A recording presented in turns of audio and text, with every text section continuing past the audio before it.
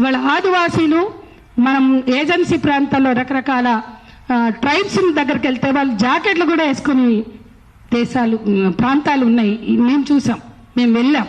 అక్కడెక్కడ ఈ చూపులు లేవే, ఈ వెంటాడే చూపులు, ఈ హీనపరిచే చూపులు, ఈ దిగజార్చే చూపులు లేవు.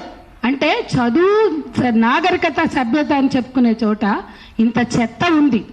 కానీ పూర్తిగా మేము కళింగనగర్ ఘటన జరిగితే ఒరిస్సా భువనేశ్వర్ దగ్గర ఉన్న కళింగనగర్ దగ్గరికి వెళ్ళాం. 3 రోజులు ఆ ప్రాంతాల్లో తిరిగితే స్నానం చేద్దామంటే మాకు బాత్రూములు దొరకలే. అంటే వాళ్ళు ఓపెన్గా చేస్తారు. మనకు అలవాట్లేక మేము చాలా ఇబ్బంది పడ్డాం. అంటే బాత్రూములు కూడా లేని ప్రాంతాలు ఇంకా ఉన్నాయి. ఓపెన్గా స్నానాలు చేస్తారు, ఓపెన్గా బ్లౌజులు లేకుండా తిరుగుతారు. అది వాళ్ళ సంస్కృతి. అక్కడ నిజంగా లైంగిక వేధింపులకి వాళ్ళు గురవలేదు, అత్యాచారాలు గురవలేదు.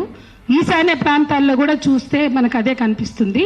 కానీ ఈశాన్య ప్రాంతాల్లో మిలిటరీ వెళ్ళాక అత్యాచారాలు జరిగితే భరించలేక వాళ్ళు తమని తాము న్యూడ్ చేసుకుని నగ్నంగా నిలబడి ఎన్ని రోజులు చేస్తారు అబ్బాయి చేసుకోండి అని నిరసనగా నిలబడ్డారు. ఆదివాసీ ప్రాంతాల్లో అత్యాచారాలు మైదాన ప్రాంతాల వాళ్ళు పోయి చేశారు.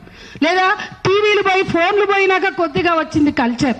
కాబట్టి ఒక ఉన్నతమైన సంస్కృతి ఉన్న చోట ఇవి ఏవి మీరు మాట్లాడుతున్న విషయాలు నిలబడవు, ఆలోచనకు కానీ చర్చకు కానీ. ఇదంతా మైదాన ప్రాంతాల్లో మతపరమైన ఆలోచనలు ఎక్కడైతే చలామణి అవుతున్నాయో అక్కడే, అది ఏ మతమైన మతం రాజ్యం వెళ్తున్న చోటే ఆడవాళ్ళ మీద జరుగుతున్న దాడి అని మనం గుర్తుపెట్టుకోవాలని చెప్తూ, ఇవాళ ఒక బాధ్యతగా సెన్సిబుల్గా ఉండడం అందరి బాధ్యత, మీడియా బాధ్యత, అందరి బాధ్యత అని మరోసారి విజ్ఞప్తి చేస్తాం. Thank you.